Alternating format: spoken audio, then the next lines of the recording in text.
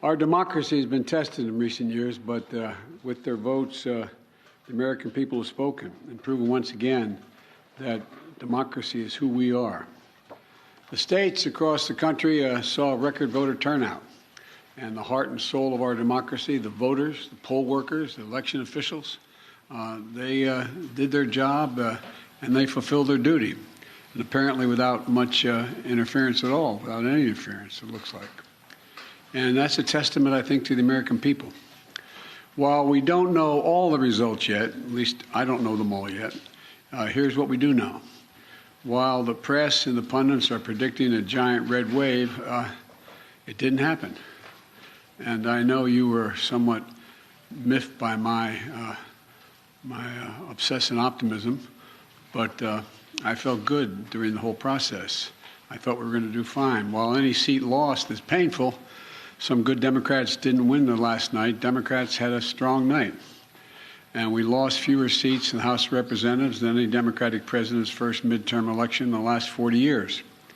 And we had the best midterm for governors since 1986. And another thing that we know is that voters spoke clearly about their concerns, about raising costs, the rising costs that they're in, and the need to get inflation down. There's still a lot of people hurting. They're very concerned. And it's about crime and public safety. And they sent a clear and unmistakable message that they want to preserve our democracy and protect the right to choose in this country. And I especially want to thank the young people of this nation who, I'm told, I haven't seen the numbers, voted historic numbers again, and just as they did 2 years ago. They voted to continue addressing the climate crisis, gun violence, their personal rights and freedoms, and the student debt relief. Last night, I was pleased to call Maxwell Frost, a 25-year-old who got elected, I guess the youngest man ever elected to the United States Congress. And I told him I told him that I was the first elected, the second youngest person ever elected to the United States Senate at 29. That I have no doubt he's off to an incredible start and what I'm sure will be a long, distinguished career. And when he's president and they say Joe Biden's out in the outer office, I know I'm going to say Joe who. But the voters were also clear that they are still frustrated. I get it. I understand it's been a really tough few years in this country for so many people.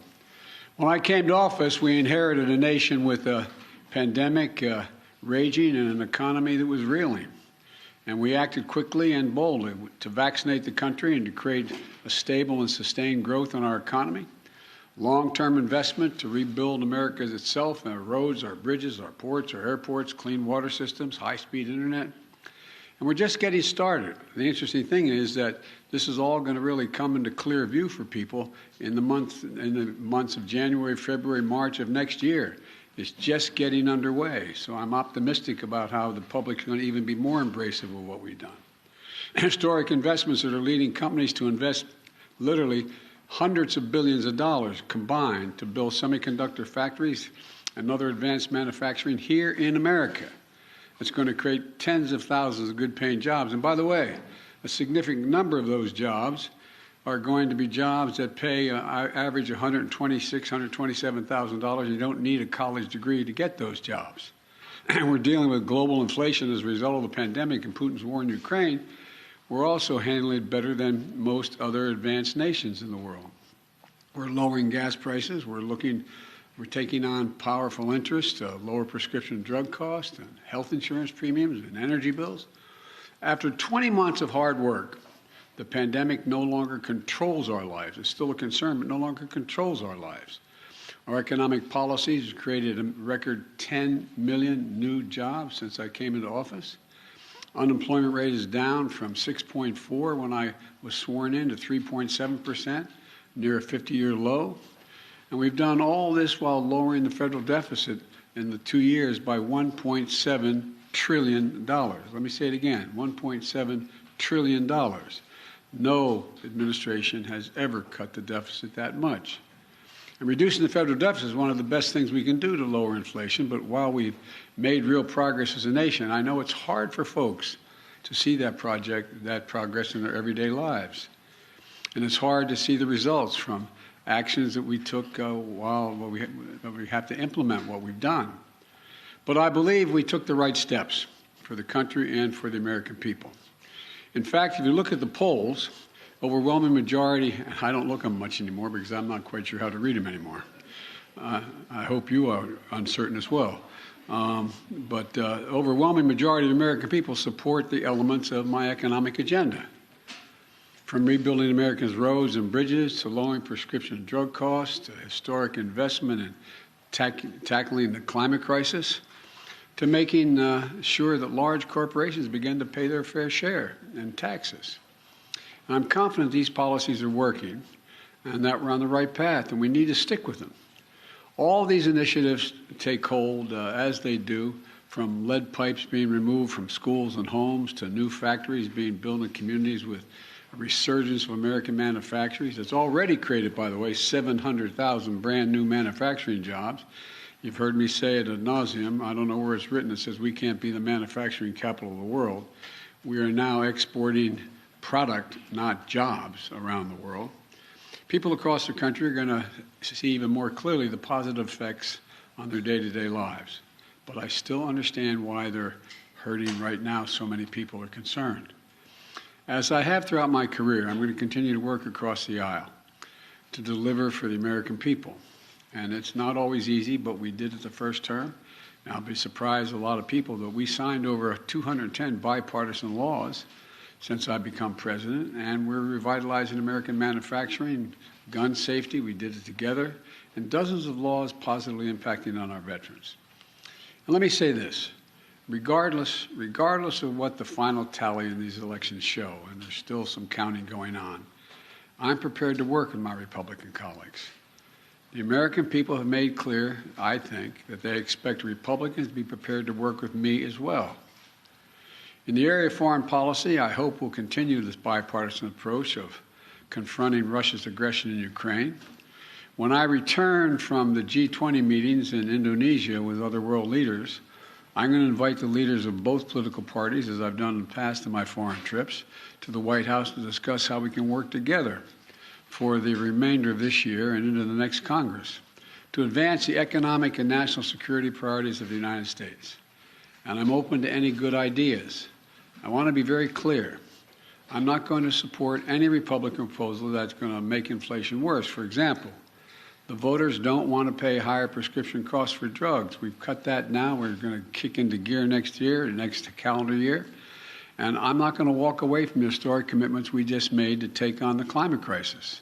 They're not compromisable issues to me, and I won't let it happen. The voters don't want more taxes for the tax cuts for the super wealthy and biggest corporations. And I'm going to continue to focus on cost cutting for working and middle class families and building an economy from the bottom up and the middle out. I know you're tired of hearing me say that, but I genuinely mean it. That's what makes America grow. The wealthy do very well when the middle class is doing well, and the poor have a way up, and while continuing to bring down the federal deficit.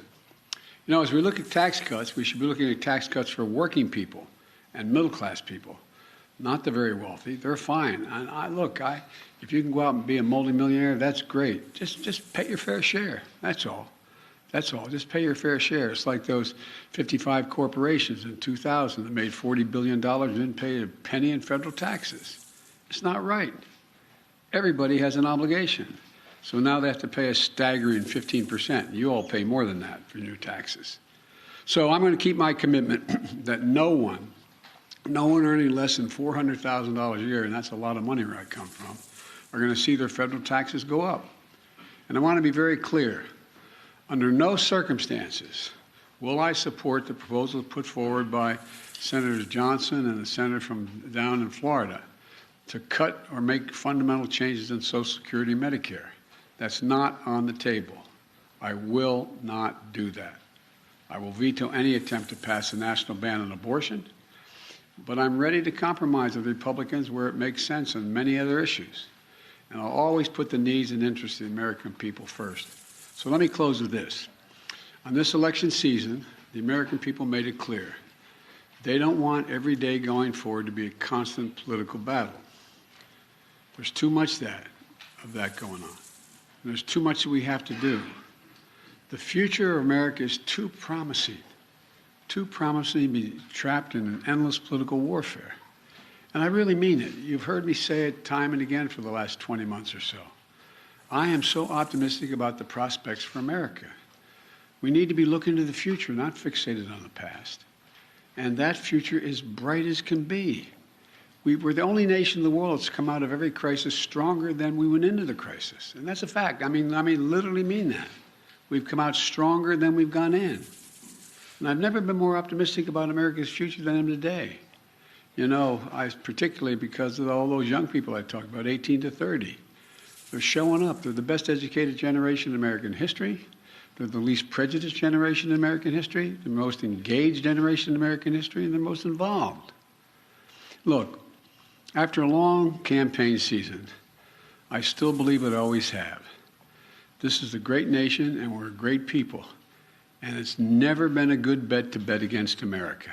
Never been a good bet to bet against America. There's nothing beyond our capacity if we work together. We just need to remember who the hell we are. We're the United States of America. The United States of America. There's nothing beyond our capacity.